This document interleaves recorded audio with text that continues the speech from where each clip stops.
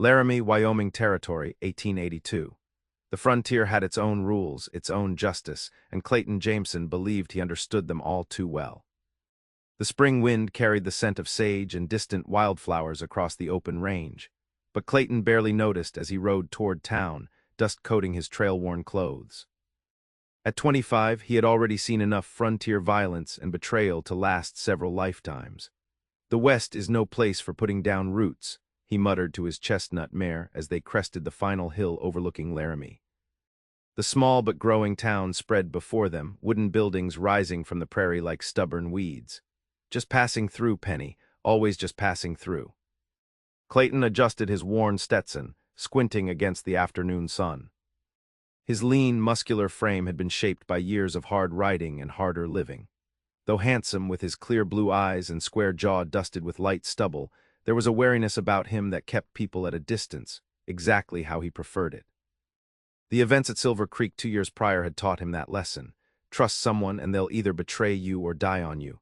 Either way, you end up alone and hurting. Better to keep moving, take whatever work came along, and never stay long enough for attachments to form. Attachments were dangerous out here. What Clayton wanted was simple. Earn enough money at whatever ranch would hire him, avoid trouble, and keep heading west until he found somewhere remote enough that his past couldn't find him. What he needed, though he would have scoffed at the suggestion, was something altogether different. As he rode down Laramie's main street, he noticed a commotion outside the mercantile. A wagon had broken its wheel, spilling books and supplies across the dusty street. Standing amid the chaos was a young woman in a modest blue dress, her honey-blonde hair coming loose from what had likely been a neat bun earlier that morning. "Oh, please be careful with those," the woman called as several street boys began picking up the scattered books. "They're for the children." Clayton had every intention of riding past. Other people's problems weren't his concern. But something in her voice, a musical quality despite her distress, made him rein Penny to a halt. The woman looked up, and for a moment their eyes met. Hers were a warm hazel, wide with worry but somehow still gentle. She couldn't have been more than 22 or 23, with delicate features and a sprinkle of freckles across her nose that the Wyoming sun had likely coaxed out. "Miss, you need some help there." The words left his mouth before he could stop them. Hannah Lockhart had never imagined that Wyoming Territory would be quite so overwhelming. The 22-year-old had arrived from Boston just 3 days prior, clutching her teaching certificate and dreams of making a difference on the frontier. Her father's recent passing had left her alone in the world, and the advertisement for a schoolteacher in Laramie had seemed like providence. What the advertisement failed to mention was the dust, the roughness, and the startling directness of Western folk. Or that she would be responsible for establishing the town's first proper school from scratch. "The children need structure and learning if this territory is ever to become civilized," she had told herself each night since arriving. Someone must bring education to the frontier. But as she stood amid her scattered school supplies, watching rough-looking cowboys pass by with barely a glance, Hannah wondered if she had made a terrible mistake. She wasn't built for this harsh land. Perhaps she was too soft, too educated, too Eastern to survive here. Then the shadow fell across her and she looked up to see him, tall in the saddle, broad-shouldered, with eyes the color of the Wyoming sky. Not roughly handsome like many Western men, but classically so, despite the trail dust coating his clothes. "I would be most grateful, sir," she replied, smoothing her skirt nervously. "The wagon wheel broke as Mr. Peterson was helping me transport these supplies to the new schoolhouse." Clayton dismounted in one fluid motion and tied Penny to a nearby post. He surveyed the scene, the elderly shopkeeper looking helplessly at the broken wheel, the scattered books, and the young woman who seemed both determined and utterly out of place. "You the new schoolteacher, then?" he asked, already kneeling to gather some of the books. "Yes, Hannah Lockhart. I arrived from Boston on Tuesday's stage." She extended her hand formally, then seemed to realize it might not be the Western way and awkwardly withdrew it. Clayton surprised himself by reaching out and briefly taking her small hand in his calloused one. "Clayton Jameson, most folks call me Clay." "Thank you for stopping, Mr. Jameson. Not everyone has been so neighborly." There was something in the way she said it, a hint of disappointment in humanity that resonated with his own cynicism, though hers seemed newer, less entrenched. "Wheels split clean through," he said, examining the wagon. Won't be fixed today, but we can get your things to the schoolhouse if that's what you need. Yes, please, the children are starting classes Monday, and I have so much to prepare. The desperation in her voice made him pause. This woman was clearly in over her head, yet here she was, fighting to create something in a place where most people just fought to survive. I'll help you get settled, he found himself saying, though he'd planned to be back on the trail by sundown. Got my own horse, and we can borrow a mule from the livery for the heavier items. The smile that bloomed across her face struck something in Clayton's chest, a feeling he immediately tried to dismiss. That's very kind of you, Mr. Jameson. Clay, he corrected, already wondering why he was bothering. He'd be gone soon enough. Little did Clayton know, as he helped Hannah gather her books and supplies, that a series of events had been set in motion that would challenge everything he believed about life on the frontier, about trust, and about his own capacity for feeling. 2 hours later, Clayton found himself inside the newly designated schoolhouse, a converted storage building at the edge of town, helping Hannah arrange desks in neat rows. The labor itself wasn't objectionable. He was used to hard work. What unsettled him was how easily he had been drawn into conversation with her. 28 students confirmed so far, she was saying as she placed readers carefully on each desk. Ages 6 to 16, most have never had formal schooling. Folks out here are more concerned with teaching their kids to shoot straight and work the land, Clayton replied, pushing the heavy teacher's desk into position. Book learning seems like a luxury. Hannah straightened, a determined glint in her eye. Education is never a luxury, Mr. Jameson. It is a necessity. These children deserve the same opportunities as children back east. Clay, he reminded her again. And the West isn't the East, Miss Lockhart. Different rules apply here. Hannah, please, she countered, and perhaps some rules shouldn't be different, regardless of geography. There was a quiet conviction in her voice that gave him pause. Not naivety exactly, though there was certainly some of that in her Eastern notions. It was more like hope, a belief that things could be better than they were. Clayton hadn't believed in much of anything since Silver Creek. You planning to stay in Laramie long? Hannah asked as they continued working, just passing through, looking for ranch work, then moving on. His standard answer delivered with practiced casualness. Hannah nodded, a flicker of something, disappointment, crossing her features. That seems to be the way of it out here. Everyone passing through, few putting down roots. Roots get you killed, he said, more sharply than intended. She looked up, startled. That's a rather bleak outlook. Clayton shrugged, immediately regretting his candor. Just being practical. The frontier doesn't reward sentimentality. Perhaps not, Hannah said softly. But I cannot imagine a life without some form of attachment, some community. What would be the purpose of it all? The question hung in the air between them, unanswerable. Clayton was saved from responding by the arrival of Mayor Billings and his wife, who had come to check on the new schoolteacher's progress. Miss Lockhart, how wonderful to see the schoolhouse taking shape, Mrs. Billings exclaimed, her gaze traveling curiously between Hannah and Clayton. Thanks to Mr. Jameson's assistance, Hannah replied. My supplies wagon had an unfortunate accident in town. Mayor Billings, a portly man with ambitious eyes, assessed Clayton. Jameson, don't believe we've met. You new to Laramie. Just passing through, Clayton replied, tipping his hat, looking for work before moving on. As it happens, the mayor said, stroking his beard thoughtfully, the Carpenter Ranch is short-handed. Tom lost 2 men to Montana gold fever last month.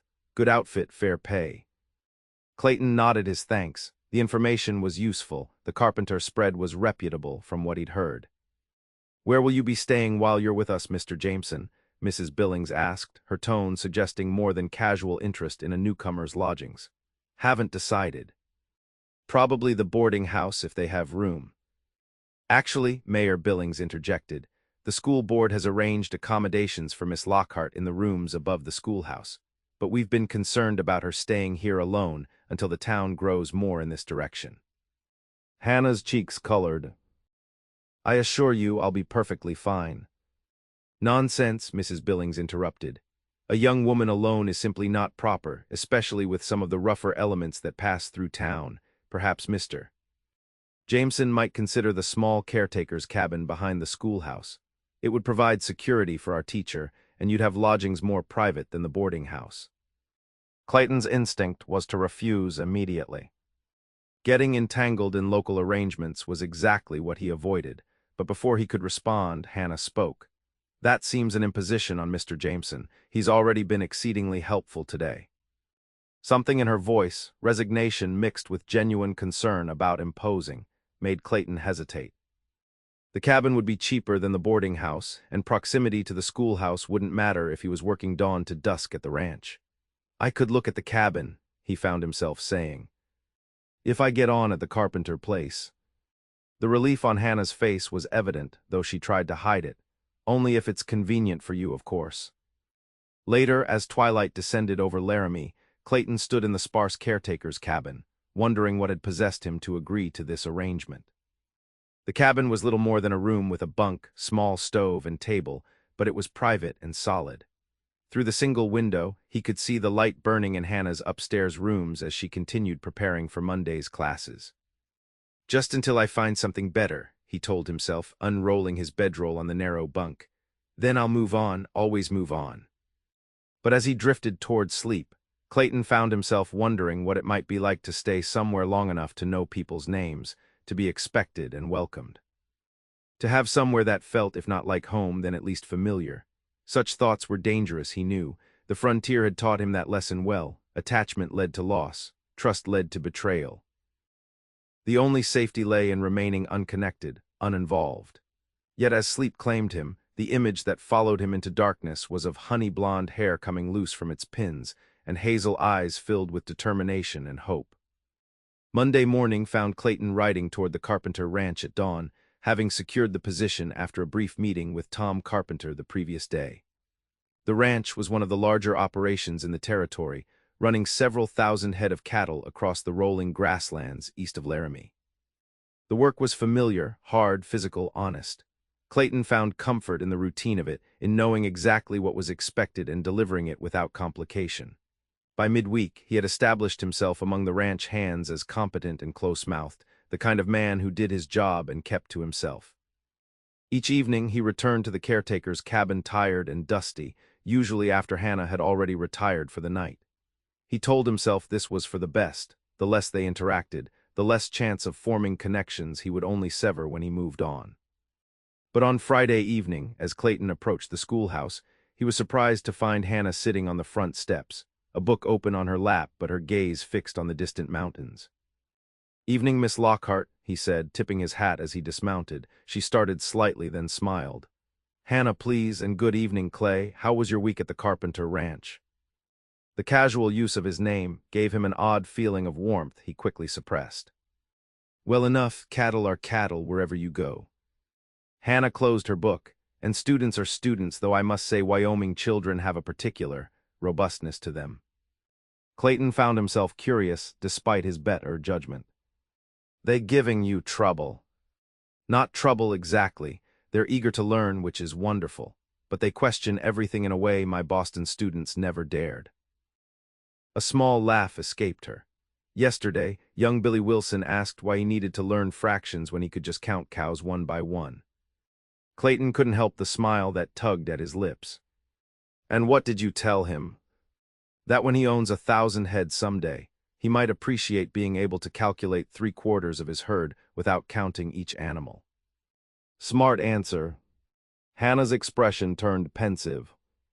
"I hope it was. I worry sometimes that I'm not teaching them what they truly need to know for life out here." The vulnerability in her admission stirred something in Clayton, a protectiveness he hadn't felt in years. "You're doing more for them than most would," he said gruffly. "That counts for something." Her smile returned, warming her entire face. "Thank you for that. Would you care to join me for supper, Mrs. Peterson from the Mercantile brought me a stew that could feed an army, and it seems a shame to waste it." Every instinct told Clayton to politely decline, to maintain the distance he'd carefully cultivated. Instead, he heard himself saying, "Let me see to Penny first. I'll be up in a few minutes." That evening marked a shift in their interactions. Over simple fare and lamplight, Hannah spoke of her life in Boston, of losing her father to pneumonia, and finding herself alone with few prospects beyond a governess position she couldn't bear to accept. Teaching was always my calling, she explained, her eyes bright with passion. When I saw the advertisement for Laramie, it felt like Providence opening a door. Pretty big change from Boston, Clayton observed. Overwhelming at times, she admitted, but necessary, I think, for my spirit as much as my circumstances. And your family, they approved of you coming west alone. A shadow crossed her face. There is no family now, father was the last. Mother passed when I was 14, and I have no siblings. The loneliness in her statement resonated with Clayton's own isolation, though hers seemed circumstantial rather than chosen. Before he could stop himself, he asked, "No suitor back east?" Seems strange a woman like you would be unattached. Hannah's cheeks flushed slightly. There was someone once, a banker's son, but he wanted a wife who would be content with Boston society and charity committees. When I spoke of teaching as a vocation, he suggested it was a phase I would outgrow once we married. Sounds like a fool, Clayton said, surprising them both. Her gaze met his, searching. What about you, Clay? What brings a man like you to wander from ranch to ranch instead of settling somewhere? The question struck too close to the truth he kept buried. Just the way of things out here, he deflected. New horizons to see. I don't believe that's all there is to it, Hannah said softly. There's a sadness in you, something you're running from perhaps. Clayton stiffened, pushed back from the table. We all have our reasons for the paths we choose. Recognizing she had crossed some invisible line, Hannah nodded.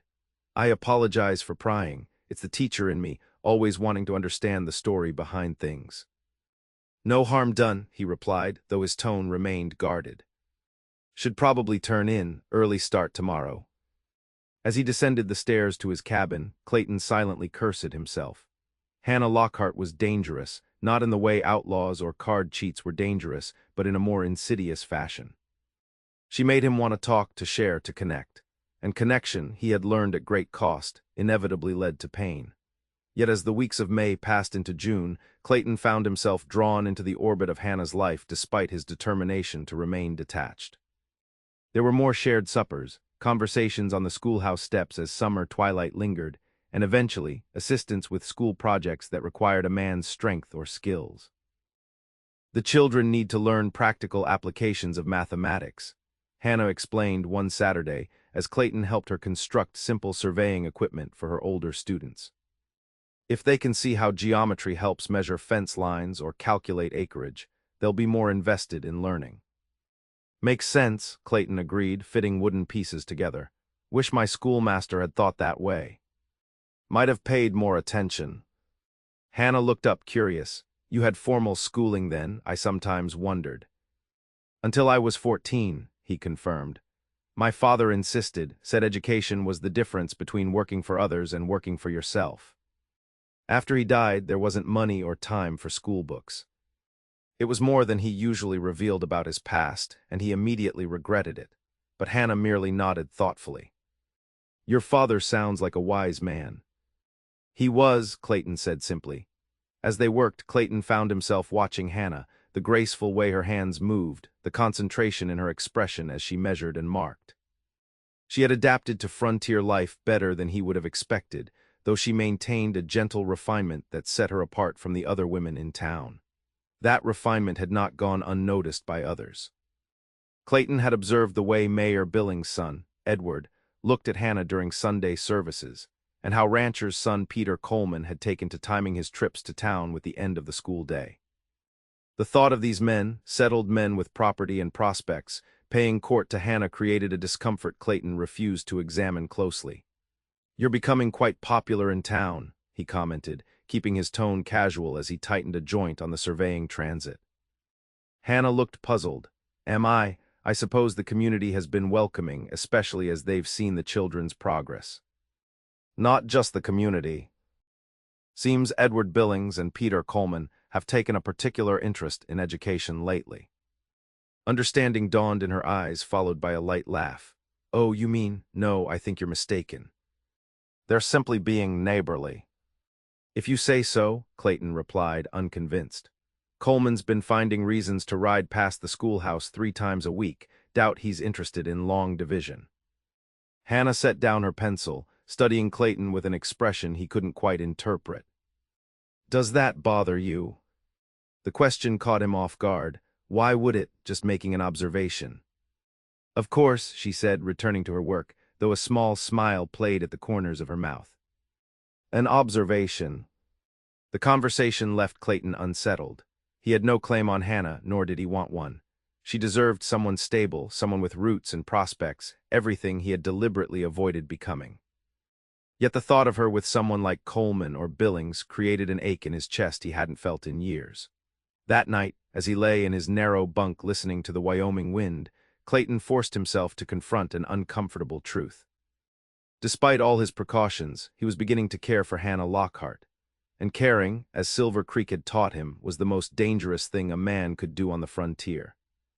The first week of July brought sweltering heat and the town's Independence Day celebration. Clayton had initially planned to avoid the festivities, preferring to use the day off to mend gear and rest, but Hannah had other ideas. "You cannot possibly miss the celebration," she insisted when he mentioned his plan to stay behind. "There's to be a picnic, games for the children, and dancing in the evening. The entire town will be there." "Exactly why I thought to avoid it," Clayton replied dryly. "Not much for crowds." Hannah's expression fell slightly. "Oh, I had hoped, that is, Mrs. Peterson mentioned the dancing, and I thought perhaps." The realization that Hannah was asking, in her indirect way, for him to accompany her to the dance struck Clayton like a physical blow. Part of him, the guarded part that had kept him alive and unattached for years, screamed to refuse, but another part, a part he thought long buried, pushed forward. "I suppose I could make an appearance," he found himself saying. "For a little while." The smile that lit her face was like sunrise breaking over the mountains. "Wonderful, I shall save you a dance then." As she hurried off to continue her preparations for the town celebration, Clayton stood rooted in place, wondering what madness had possessed him. Dancing meant closeness, conversation, the very connections he had spent years avoiding. Yet the thought of Hannah dancing with Coleman or Billings while he sat alone in his cabin was somehow worse. The 4th dawned clear and hot, the Wyoming sky an endless blue canopy over the festivities. Clayton arrived at the town park to find it transformed with bunting, tables laden with food, and what seemed like the entire population of Laramie County in attendance. He spotted Hannah immediately. She wore a blue dress he hadn't seen before, simpler than Eastern fashion but more elegant than most frontier garments. Her honey-blonde hair was partially up, with soft curls framing her face. She was surrounded by her students, organizing them for some sort of recitation, her face animated with excitement. Something tightened in Clayton's chest at the sight. She belonged here now, had carved out a place for herself in this community. When had that happened, and why did the thought fill him with both warmth and dread? "Jameson," Tom Carpenter's voice broke through his reverie. "Didn't expect to see you here. Not usually one for socialism, are you?" Clayton tipped his hat to his employer. "Thought I'd see what all the fuss was about." Carpenter followed Clayton's gaze to where Hannah stood. A knowing smile crossed the rancher's weathered face. Ah, the schoolteacher, fine woman, doing wonders with the children by all accounts. Before Clayton could respond, Hannah looked up and spotted him. Her face brightened as she excused herself from the children and made her way toward him. "Clay, you came," she said, genuine pleasure in her voice. "And early, too. I feared you might change your mind." "Said I'd be here," he replied simply, suddenly aware of Carpenter's interested observation. "Miss Lockhart," the rancher greeted her, removing his hat. "Place looks mighty festive. The school board certainly picked the right woman for bringing civilization to our little corner of Wyoming." Hannah blushed slightly at the compliment. "Thank you, Mr. Carpenter. Though I suspect civilization was already here, merely waiting for the right conditions to flourish." Her diplomatic response made both men smile, though for different reasons. Clayton recognized in it Hannah's gift for seeing the best in her adopted home while acknowledging its rougher edges. The day progressed in a whirl of activities: children's races and games, community meals, patriotic speeches from the mayor. Clayton found himself drawn into conversations with townspeople who had previously been mere nodding acquaintances, introduced by Hannah as naturally as if he had always been part of the community. "You didn't mention you saved the Peterson boy from drowning in the creek last month," Hannah said quietly as they walked between gatherings. Clayton shrugged uncomfortably. "Wasn't much, boy got in over his head."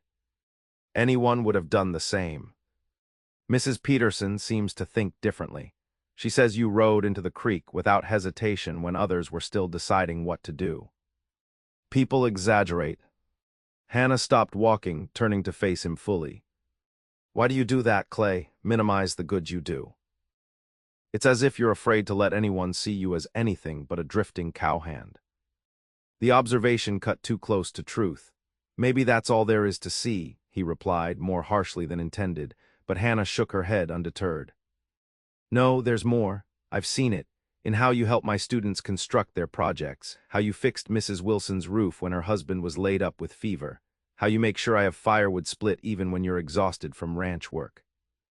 Just being neighborly, he muttered, uncomfortable with her assessment. Is that all it is? Hannah asked softly, her hazel eyes searching his face. Neighborliness. The question hung between them, fraught with meaning neither was quite ready to articulate. Clayton was saved from responding by the mayor's announcement that the dancing would commence at sundown. I should help prepare, Hannah said, breaking the tension, but I meant what I said, Clay. I'll save you a dance. As she walked away, Clayton felt as though he stood at a crossroads. For the first time in years, he was being offered a chance at something beyond survival and solitude. The thought terrified and tempted him in equal measure. When dusk finally fell and lanterns were lit around the makeshift dance floor, Clayton found himself lingering at its edges, watching as couples formed and the music began. Hannah was immediately claimed for the first dance by Edward Billings, her blue dress swirling as they moved through the steps. Clayton told himself it was better this way. Hannah deserved someone like Billings, educated, established, part of the community's future. Yet each time she laughed at something her partner said, each time another man claimed her for the next dance, something dark and possessive stirred in him. After her third dance, Hannah broke away from her partner and scanned the crowd. When her eyes found Clayton, still standing apart, she made her way directly to him. I believe you owe me a dance, mister. Jameson, she said, slightly breathless from exertion, unless you've changed your mind. Clayton hesitated, aware of the eyes on them, particularly the disappointed gazes of Coleman and Billings. Been a while since I danced, he warned. Might step on your toes. Hannah's smile was undeterred. I shall risk it. Taking her hand, Clayton led her to the dance floor just as the musicians began a waltz.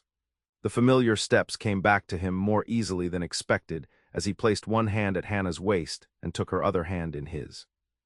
You dance quite well for someone out of practice, Hannah observed as they moved through the steps.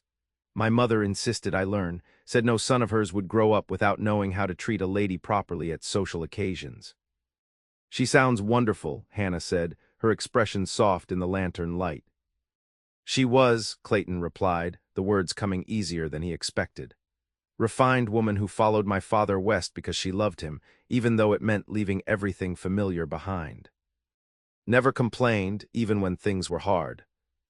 Like someone else I know, Hannah said quietly, you've never spoken of your family before. Clayton realized she was right. In all their conversations, he had carefully avoided details of his past, yet here, under the stars with her in his arms, the walls he had built seemed less necessary. Lost them both by the time I was 16, he said finally. Father to a mining accident, mother to fever the following winter. Been on my own since. Hannah's hand tightened slightly in his. I'm sorry, Clay, to lose them both so young. It was a long time ago. But it shaped you, she observed astutely. Made you wary of attachment, perhaps, afraid to lose again.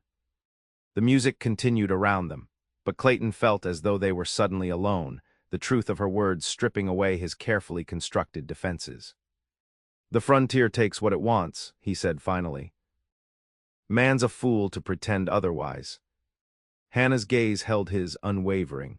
Or perhaps a man's a fool to deny himself connection for fear of loss. What kind of life is it, Clay, to never risk your heart? Before he could answer, the music ended, and they were separated by the crowd's movement and the beginning of the next dance. Hannah was quickly claimed by Peter Coleman, leaving Clayton standing alone, her question echoing in his mind. The rest of the evening passed in a blur.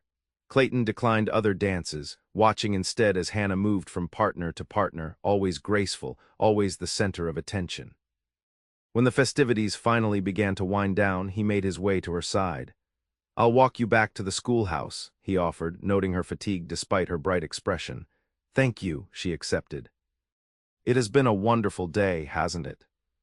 As they walked through the quiet streets, stars brilliant overhead, Clayton found himself thinking about her question. What kind of life was it, never risking his heart? The kind of life he had chosen deliberately after Silver Creek. The kind that kept him moving, unattached, safe from the pain of loss. But was it really living? At the schoolhouse steps, Hannah turned to him, her face soft in the moonlight.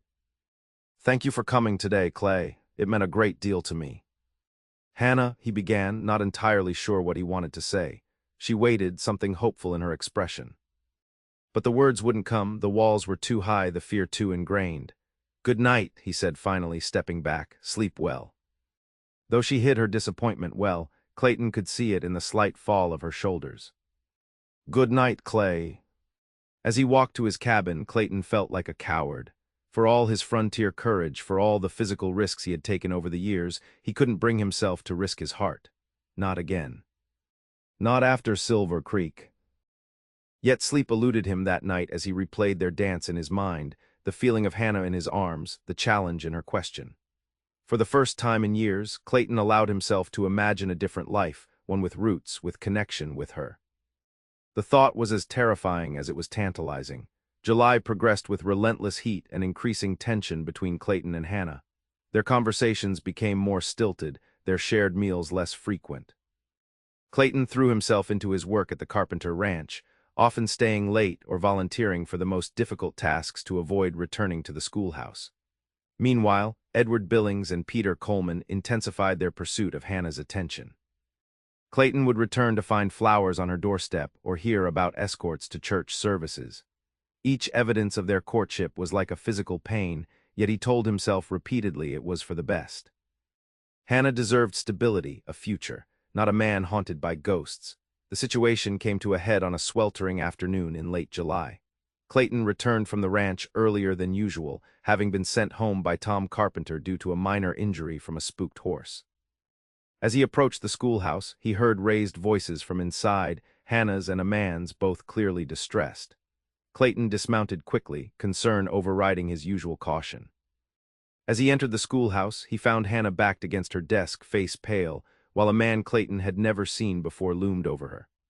"Problem here?" Clayton asked, his voice deceptively calm as he assessed the stranger, well-dressed but with a hardness about him that suggested he was no ordinary traveler. The man turned, revealing a face that might have been handsome if not for the cruel set of his mouth. "This is a private conversation. I suggest you leave." Hannah's relief at seeing Clayton was palpable. "Clay, this is Mr. Howard. He claims to be representing interests from Boston." "And what interests would those be?" Clayton asked, moving further into the room, positioning himself between Hannah and the stranger. "Miss Lockhart's fiancé would like her to return home," Howard replied smoothly. "Mr. Caldwell has been most concerned about her impulsive departure." "I have no fiancé," Hannah said firmly, though her voice trembled slightly.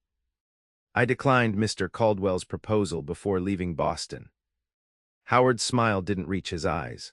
"Mr. Caldwell believes you were confused, overwhelmed by your father's passing. He's willing to overlook your momentary lapse in judgment." "Seems the lady's been clear about her intentions," Clayton said, his hand instinctively moving closer to the gun on his hip. "Think it's time for you to leave, Mr. Howard." The man's eyes narrowed as he reassessed Clayton, clearly recognizing the threat beneath the calm words. "This doesn't concern you, Cowboy."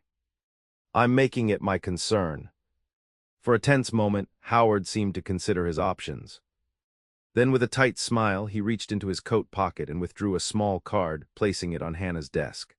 "My hotel in Cheyenne. Mr. Caldwell will be arriving next week. He would like to speak with you directly, Miss Lockhart." His gaze shifted to Clayton. "Alone." With that, Howard tipped his hat and exited the schoolhouse, the sound of his boots on the wooden steps gradually fading. As soon as he was gone, Hannah's composure crumbled. She sank into her chair, hands shaking. I never imagined he would send someone after me." Clayton knelt beside her, concern overwhelming his usual reticence. "Hannah, what's going on? Who is this Caldwell?"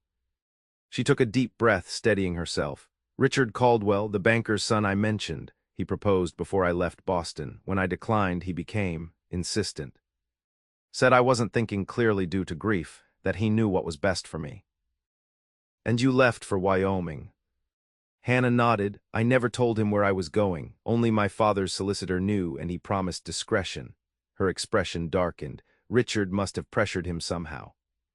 Did this Caldwell threaten you? In Boston. Not physically, Hannah said carefully, but he made it clear he wouldn't accept my refusal. That's part of why I came west, to make a clean break, start fresh. Clayton's jaw tightened as pieces fell into place. Hannah hadn't just come west for opportunity. She had been running from something, someone just as he had been. And now he's coming here, he said grimly. Yes. Hannah looked at the card Howard had left, her expression troubled. Clay, I don't want to see him. I've built a life here, a purpose. I won't go back to Boston, especially not with Richard. Then you won't, Clayton said with a certainty that surprised them both. We'll handle this, Hannah. Together. The word hung between them, loaded with meaning beyond this immediate crisis. Together. It was a commitment Clayton hadn't made to anyone in years. Hannah's eyes met his, searching. Why would you help me with this? It's not your problem. Clayton realized in that moment that sometime during the past months, without his conscious permission, Hannah Lockhart had become far more than a neighbor or a friend. She had become essential. Because I care what happens to you, he admitted quietly, more than I should. The week that followed was tense with anticipation. Clayton made arrangements with Tom Carpenter to adjust his schedule, ensuring he could be near the schoolhouse as much as possible. Howard didn't return, but the knowledge that Richard Caldwell was approaching cast a shadow over Hannah's normally bright spirit. Tell me about Silver Creek, she said one evening as they sat on the schoolhouse steps, watching the sunset paint the Wyoming sky in brilliant oranges and reds. Clayton stiffened. Who told you about Silver Creek? No one. You mention it sometimes in your sleep, Hannah admitted. I hear you through the floorboards occasionally when the nightmares come. He hadn't realized his demons were so audible, so visible to her. Part of him wanted to deflect, to change the subject as he always had when his past threatened to surface. But Hannah had trusted him with her own troubles. Perhaps it was time to trust someone with his. Silver Creek was a mining town in Colorado, he began slowly, the words feeling strange on his tongue after years of silence. I ended up there after a few years of drifting. Met a man named Morgan who offered me a job at his claim. Good pay, steady work. Hannah listened quietly, giving him space to continue at his own pace. Morgan had a daughter, Sarah, beautiful girl, kind spirit. We became close over that year, started making plans. Clayton's voice tightened. I'd never thought about settling down before, but with Sarah, it seemed right.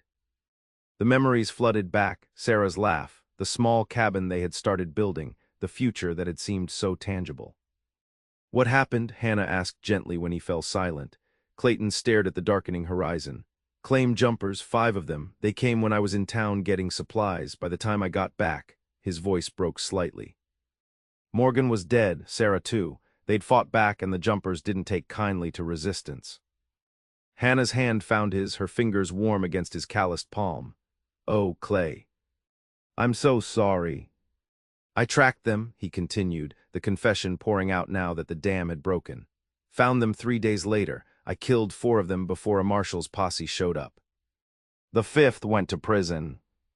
You were avenging the woman you loved, Hannah said, no judgment in her voice. Most would have done the same. Clayton turned to her, needing her to understand the full truth. It didn't bring her back.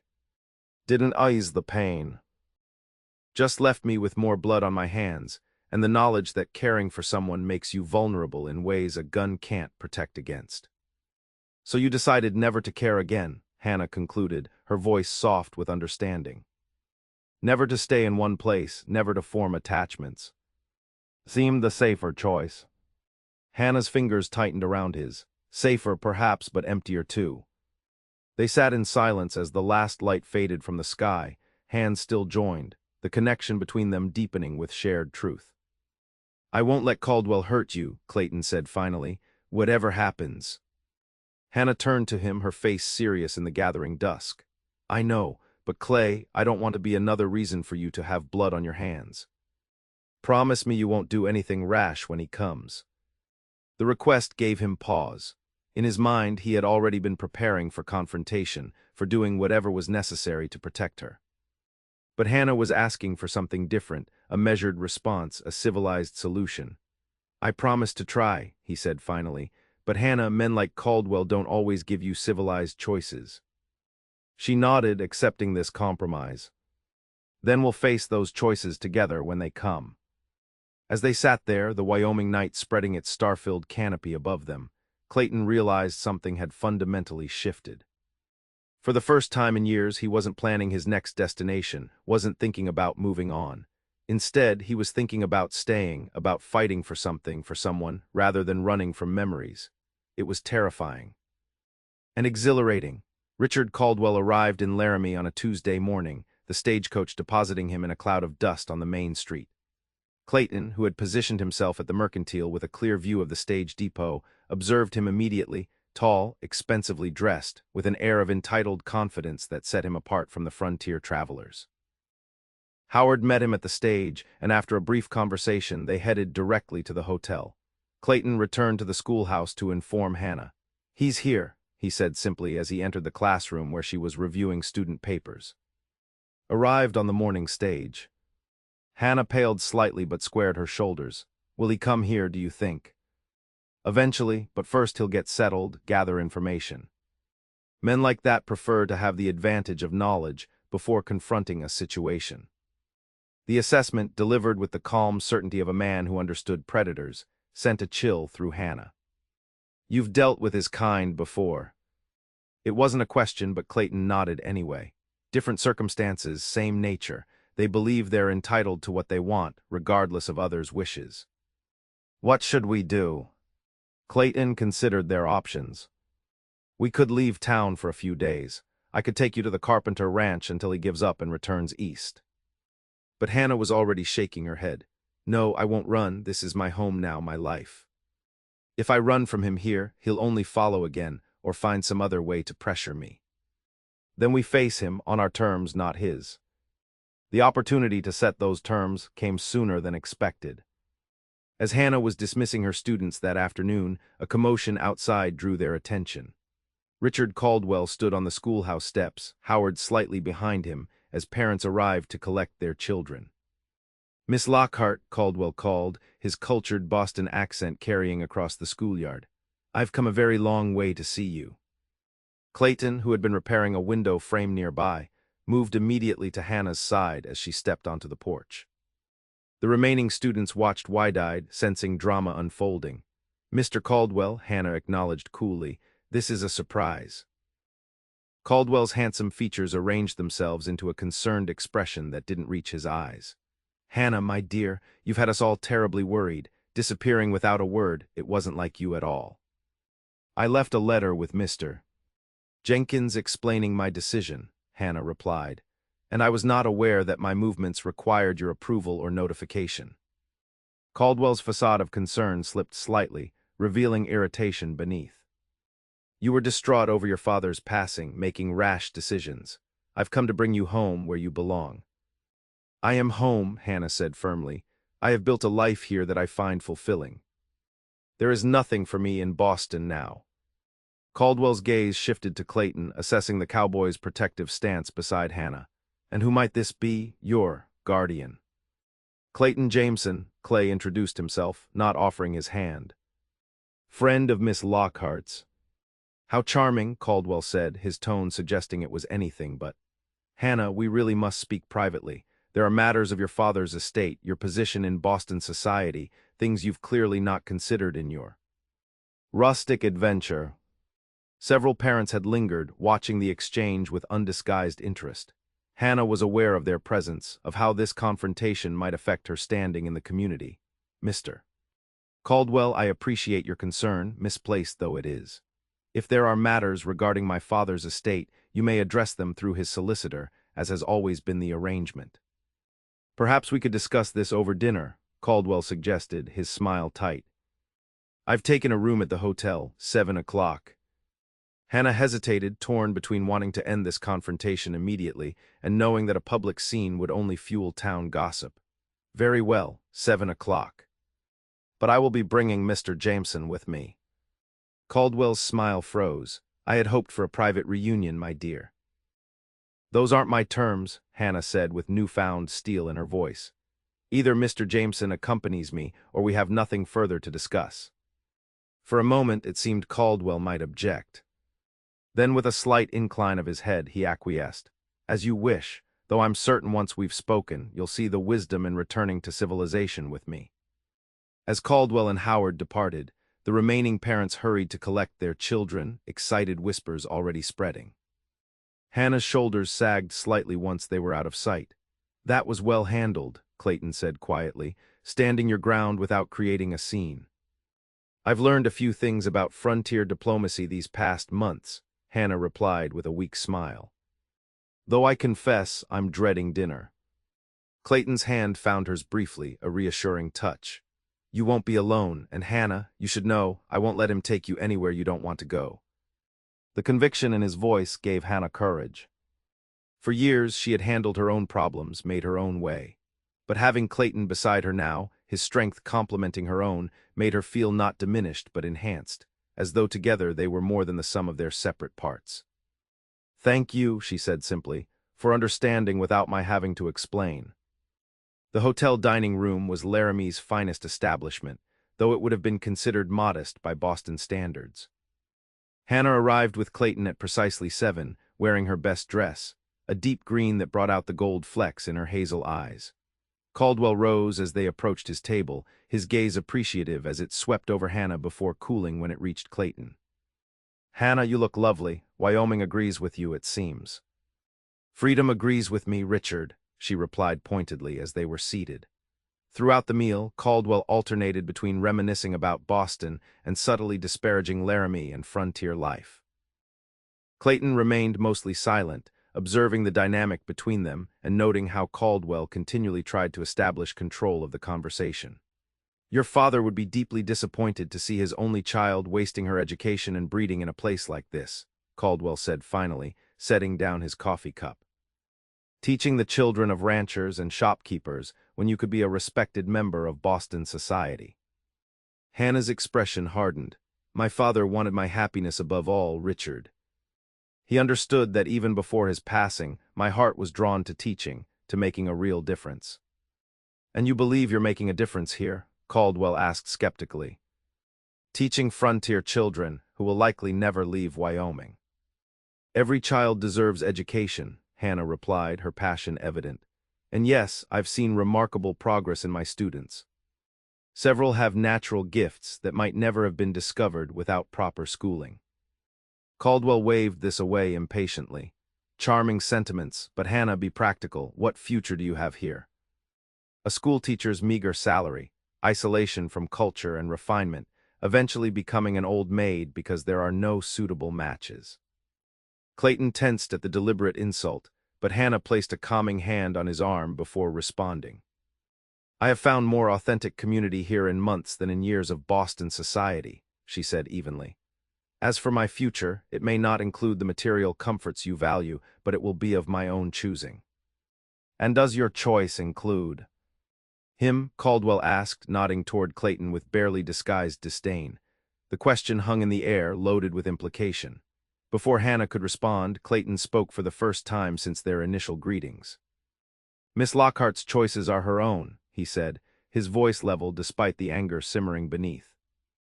Unlike some, I respect her enough not to presume I know what's best for her. Caldwell's eyes narrowed. How noble, though I wonder if your respect would survive knowing about Hannah's inheritance. Her father left her quite comfortable property, investments, a considerable fortune for a woman alone. Richard, Hannah exclaimed, shocked at his crudeness, but Clayton's expression didn't change. If you think that matters to me, you understand even less about Hannah than I thought, or about the West. The West, Caldwell scoffed, a lawless wilderness where men like you drift without purpose or connections. What could you possibly offer a woman of Hannah's background? That's enough, Hannah interrupted firmly. Richard, I did not come to Wyoming to escape my father's death or out of temporary confusion. I came to escape you and what you represent, a life where I would be decorative rather than useful, controlled rather than free. Caldwell's facade of civility finally cracked. You're being ridiculous. I've come all this way to save you from this. Mistake to bring you back to where you belong. I belong where I choose to be, Hannah said, rising from her chair. And I choose to be here. Now, if you'll excuse us, this dinner is concluded. As they turned to leave, Caldwell called after them, his voice carrying across the now silent dining room. This isn't over, Hannah. I didn't come all this way to leave empty-handed. The threat in his words was unmistakable. As they stepped into the cool evening air, Hannah was trembling slightly. He won't give up easily, she said quietly. Richard has always believed he could possess whatever he desired, through persistence or force if necessary. Clayton's expression darkened. Has he threatened you before, physically? Hannah hesitated, not directly. But there was an incident just before I left Boston. He became angry when I returned his ring, grabbed my wrist hard enough to leave bruises. Afterwards, he sent flowers, apologized profusely, claimed it would never happen again. But you didn't believe him. No, I saw something in his eyes in that moment, a coldness, a sense that I was property rather than a person. Hannah shivered despite the warm evening. That's when I knew I had to leave, not just decline his proposal, but go somewhere he couldn't easily follow. As they walked back toward the schoolhouse, Clayton found himself increasingly concerned. Men like Caldwell, used to wielding power and getting their way, rarely accepted defeat gracefully. The combination of wounded pride and thwarted desire could make them dangerous. I don't think you should stay alone tonight, he said as they approached the schoolhouse. Caldwell strikes me as the type to try something when he thinks no one's watching. Hannah nodded, her earlier bravado fading in the face of realistic concern. Perhaps Mrs. Peterson would let me stay with her family. Or I could sleep in the schoolroom, Clayton suggested. Close enough if there's trouble, but still proper. The offer, made with such careful respect for her reputation, touched Hannah deeply. This man, who had lived by frontier rules and faced the harshest aspects of Western life, was concerned with preserving her good name even in a crisis. I would feel safer knowing you were near, she admitted. That night, as Hannah lay awake in her rooms above the schoolhouse, she found herself contemplating how completely her life had changed since leaving Boston. She had come west seeking independence, purpose, a fresh start. She hadn't expected to find Clayton Jameson, a man whose quiet strength and hidden depths had gradually worked their way into her heart despite his determined attempts to keep everyone at a distance. Below, she could hear Clayton moving occasionally in the schoolroom, where he had made a makeshift bed. His presence was reassuring, not just for the protection it offered against Caldwell, but for what it represented, someone who understood her choices, who respected her autonomy while still being willing to stand beside her. In Boston, men had viewed her as an ornament, a suitable match, a continuation of family connections. Clayton saw her, the real Hannah, with her determination and fears, her passion for teaching, and her struggles to adapt to frontier life. And remarkably, he seemed to value what he saw. As sleep finally claimed her, Hannah realized with sudden clarity that somewhere amid their shared meals and conversations, their work side by side and quiet evenings on the schoolhouse steps, she had fallen in love with Clayton Jameson. A man who, by his own admission, had spent years ensuring he formed no lasting attachments. The irony was not lost on her as consciousness faded into dreams. Morning brought no sign of Caldwell, but Clayton remained vigilant. He walked Hannah to and from the schoolhouse, arranged for one of the older students' fathers to stay nearby during school hours, and kept a watchful eye on the hotel where Caldwell and Howard were staying. He's gathering information, Clayton reported after observing them speaking with Mayor Billings and several other town leaders. Trying to understand your position here, find leverage. Hannah nodded grimly. Richard always preferred to know exactly where the pressure points were before making his move. 2 days passed in this state of tense anticipation. On the third morning, Hannah received a letter delivered by one of the hotel staff. My dearest Hannah, it read in Caldwell's precise hand, I regret if our dinner conversation distressed you. Perhaps I was too forward in expressing my concerns. I have had productive discussions with several prominent citizens of Laramie who assure me of your excellent work with the children. While I still believe your talents would be better appreciated in Boston, I recognize that your commitment to education is sincere. Might we speak again more calmly? Perhaps a picnic tomorrow by the creek. I leave for Boston in 2 days and would prefer not to part on such terms. Yours faithfully, Richard. Hannah handed the letter to Clayton, who read it with increasing skepticism. Sounds conciliatory, he observed. Too conciliatory, given his attitude at dinner. My thoughts exactly, Hannah agreed. Richard has never been one to concede a point so easily, especially when his pride is involved. It could be a trap, Clayton said bluntly. Get you alone, away from town, where forcing you to return to Boston would be easier. Hannah's expression was troubled, yet if I refuse, he might take more drastic measures. At least this way, we choose the battleground. We, Clayton asked, raising an eyebrow. Of course, Hannah replied with the ghost of a smile. You don't think I would meet him alone, do you? Clayton studied the letter again, right back. Accept the picnic, but suggest a location closer to town, the meadow by Miller's Pond. More open, more likely to have others nearby. And you'll be close by, Hannah added, not as a question but as a certainty. Close enough to help if needed, far enough that he might speak freely thinking you're alone. Clayton's expression hardened. I don't trust him, Hannah. Men like that don't surrender what they believe is theirs without a fight. Hannah nodded, already reaching for paper to compose her reply.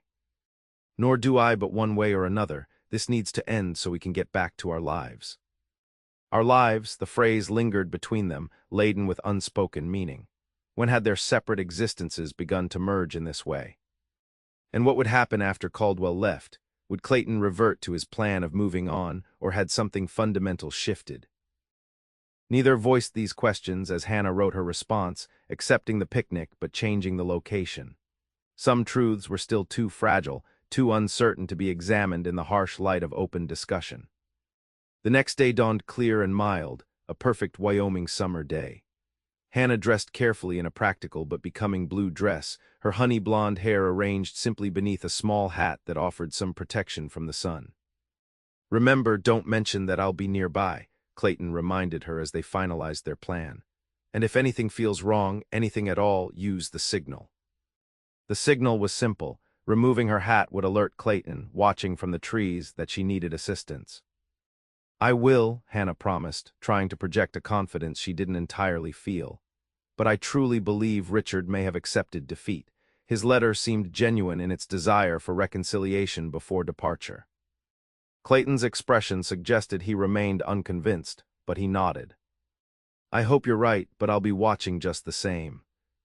They separated at the edge of town, Hannah continuing openly toward the agreed meeting place, while Clayton circled around to approach from a less visible direction. The meadow by Miller's Pond was one of Laramie's prettier spots, with wildflowers dotting the grass and the distant mountains providing a dramatic backdrop. Several families were enjoying the fine weather at the far end of the pond, providing the public presence Clayton had insisted upon. Richard Caldwell was already there when Hannah arrived, a picnic basket set upon a blanket beneath a cottonwood tree. He rose as she approached, his expression carefully pleasant. Hannah. I wasn't certain you would come. His voice carried just the right note of hopeful uncertainty. Thank you for giving me this opportunity to part as friends. Hannah kept a careful distance between them as she replied. I thought it best to clear the air before you returned to Boston. We were friends once, after all. Caldwell gestured to the blanket. Please sit. Mrs. Miller at the hotel prepared quite a feast for us. As they settled and Caldwell began unpacking the basket, Hannah maintained her vigilance despite the apparently cordial atmosphere. She was acutely aware of Clayton somewhere in the tree line, watching, ready to intervene if necessary. I've been reflecting on our discussion at dinner, Caldwell said, pouring lemonade into 2 glasses. Perhaps I was too insistent about what I believed was best for you. Perhaps, Hannah agreed neutrally, accepting the glass but not drinking yet. You've built something admirable here, he continued, his tone conciliatory. The mayor speaks highly of your teaching methods, and several parents mentioned how their children have flourished under your instruction. Hannah's surprise must have shown on her face, for Caldwell smiled, the closest to a genuine expression she had seen from him since his arrival. You doubt my sincerity, he observed. Understandable given our parting in Boston, but Hannah, I did care for you, still care for you. My methods may have been overzealous, but they came from genuine concern. Concern does not justify control, Richard, Hannah replied, her voice firm despite her softening posture. If you truly care for someone, you respect their choices, even when they differ from what you would choose for them. Something flickered in Caldwell's eyes, a momentary hardening quickly masked by renewed contrition. A fair point, and one I'm trying to take to heart, which is why I'll be returning to Boston without further attempts to persuade you. Hannah studied him, trying to discern the truth beneath the polished veneer. Was it possible he had genuinely accepted her decision? The Richard Caldwell she knew in Boston had never yielded so gracefully on any matter he considered important. I'm glad to hear that, she said carefully. I wish you a safe journey home. Caldwell raised his glass in a small toast. To new beginnings, yours here in Wyoming and mine in Boston. Won't you drink to that? Hannah lifted her own glass, still untouched. Something about his eagerness, the way his eyes fixed on her glass rather than her face, triggered an instinctive caution. Actually, I find I'm not thirsty just yet, she said, setting the glass aside. Tell me more about these conversations you've had with the townspeople. I'm curious about their impressions. Caldwell's smile tightened almost imperceptibly. Oh, various observations. The Miller boys' improved mathematics, the Wilson girls' newfound love of literature, standard parental pride. He reached for a sandwich, offering her one as well. Hannah declined, her unease growing. You seem reluctant to partake of our picnic, Caldwell observed, his tone still light though his eyes had hardened. One might think you don't trust me, Hannah. Trust is earned, Richard. Particularly after it has been broken. Caldwell set down his own food, his facade of conciliation beginning to crack. I had hoped to make this pleasant, civilized. But you remain as stubborn as ever. What exactly did you hope to accomplish with this picnic? Hannah asked directly, her hand moving casually toward her hat in preparation for their signal. Initially. To persuade you one last time with rational discussion. His expression changed, calculation replacing the pretense of warmth. When that seemed unlikely, I arranged an alternative solution. Hannah's fingers closed around the brim of her hat. What kind of solution? The lemonade contains a mild sedative, nothing harmful, just enough to make you compliant for the journey. The evening stage to Cheyenne departs in 3 hours. From there, the eastbound train. Caldwell's voice was matter-of-fact, as though discussing a business transaction. By the time anyone in this backwater realized you were gone, we'd be halfway to Boston. Hannah removed her hat in one swift motion, her heart pounding but her voice steady. You would abduct me against my will and call it a solution. I would save you from a life of obscurity and hardship, Caldwell countered, reaching for her arm. Once back in Boston, once restored to your proper place, you would see the wisdom of my actions. Before his fingers could close around her wrist, a shadow fell across the blanket. Clayton stood there, his expression dangerously calm, though his hand rested near his holstered gun. The lady isn't going anywhere she doesn't choose, he said quietly, Caldwell's face contorted with rage and recognition. The drifter. I should have known you'd be lurking nearby, playing the frontier knight for a woman whose worth you couldn't begin to comprehend. Clayton's gaze never left Caldwell as he extended his hand to help Hannah to her feet.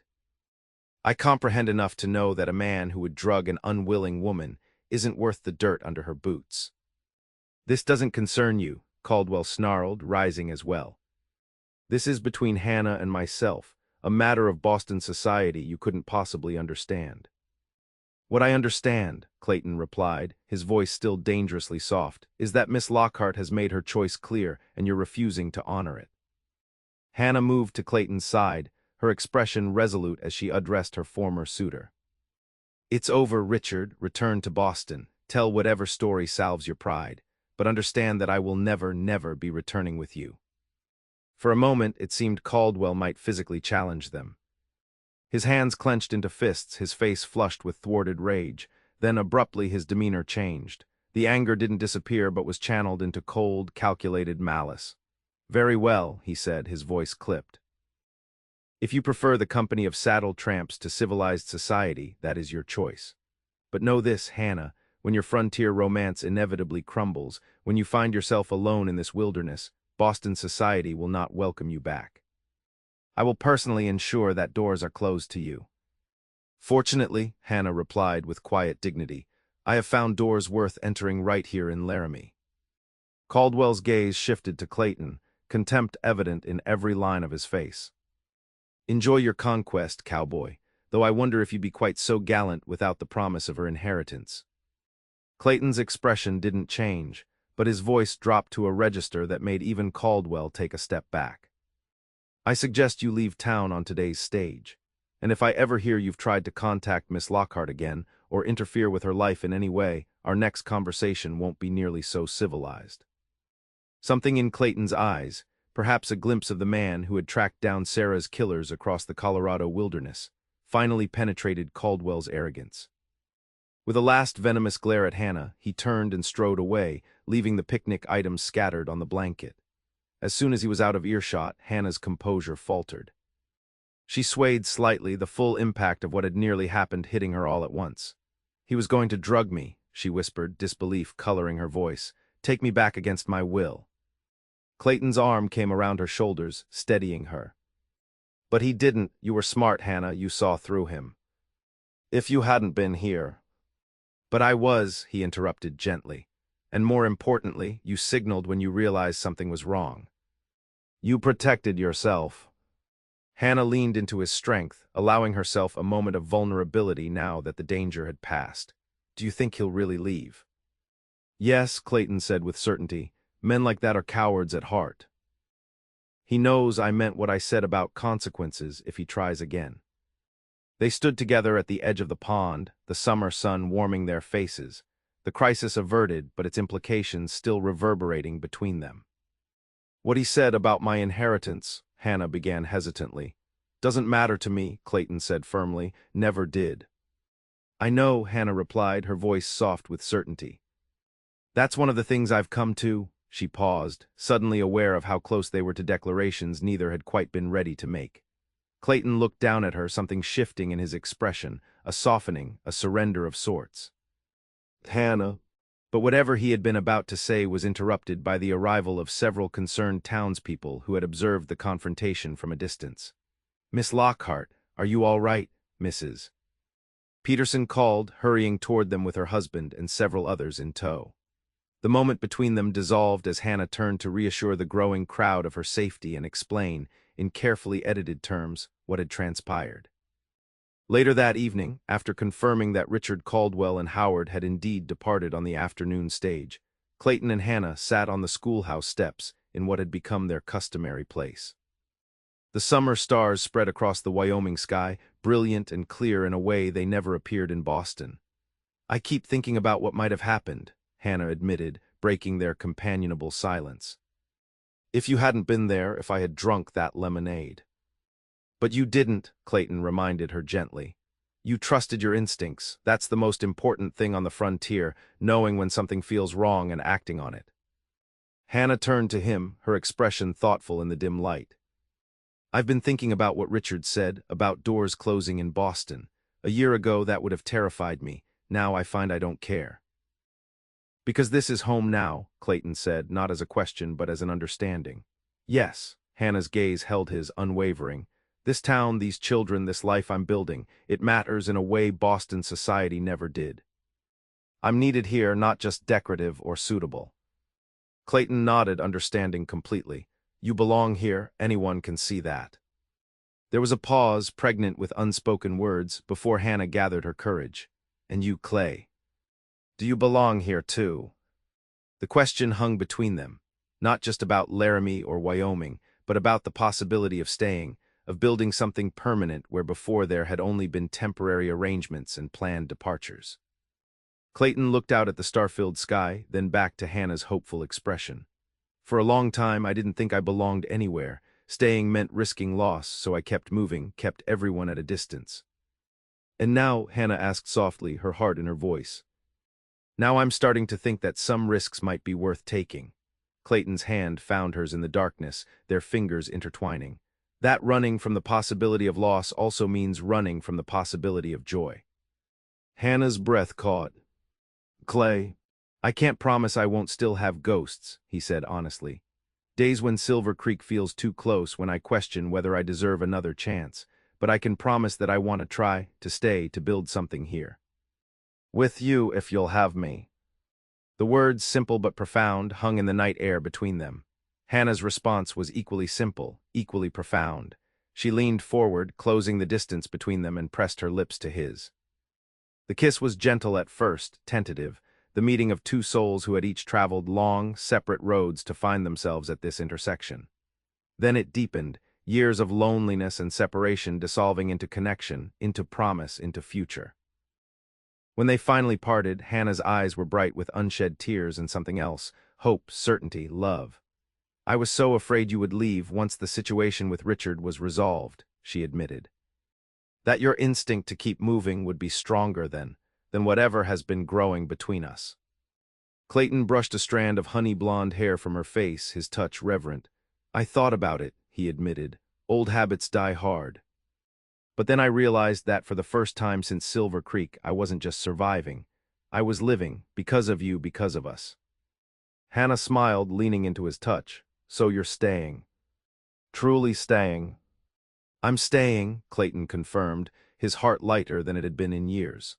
"Though I should probably find more permanent arrangements than the caretaker's cabin, for propriety's sake." Hannah laughed, the sound like music in the Wyoming night. "Probably wise, at least until." She trailed off, suddenly shy, but Clayton understood. "Until we make more permanent arrangements of another kind," he suggested, his smile both tender and hopeful. "Yes," Hannah agreed softly. "Until then." As they sat together beneath the stars, Hannah's head resting on Clayton's shoulder, the future stretched before them. Not the isolated survival Clayton had resigned himself to after Silver Creek, nor the constrained propriety Hannah had fled in Boston, but something new and precious. A life built together day by day, challenge by challenge, joy by joy. The frontier had taken much from both of them, but in its harsh beauty and demanding honesty, it had also given them this: the chance to find each other, to heal, to build something lasting in a place where only the truly essential survived. In the months that followed, Clayton and Hannah's story became part of Laramie lore. How the drifting cowboy and the eastern schoolteacher had found in each other not just love, but home. Clayton took a permanent position at the Carpenter Ranch, eventually becoming foreman. Hannah's school flourished, expanding as the town grew, her methods praised even by the Territorial Education Office. Their courtship progressed with deliberate care, both still healing from different wounds, both learning to trust impermanence rather than transience. By Christmas, Clayton had built a small but sturdy house on land he purchased at the edge of town, close enough for Hannah to walk to the school, far enough to give them privacy. They were married in the spring of 1883, as Wyoming wildflowers painted the prairie in brilliant colors that matched the hope in their hearts. The entire town turned out for the celebration, Mayor Billings himself officiating, Mrs. Peterson shedding happy tears, and Hannah's students forming an honor guard with handmade paper flowers. As Clayton Jameson placed a simple gold band on Hannah Lockhart's finger, pledging himself to her before God and community, the ghosts of Silver Creek seemed finally to fade, replaced by the bright reality of the woman before him, his partner, his future, his home. And Hannah, as she returned his vows with her clear, confident voice, felt the last vestiges of Boston fall away. This was where she belonged, not just in Laramie, not just in Wyoming, but by this man's side, building a life that mattered, a love that healed. The frontier might be harsh, unpredictable, sometimes dangerous, but it had given them both what they needed most, not just survival, but the chance to truly live, to love, to create something lasting in a world of impermanence. Together,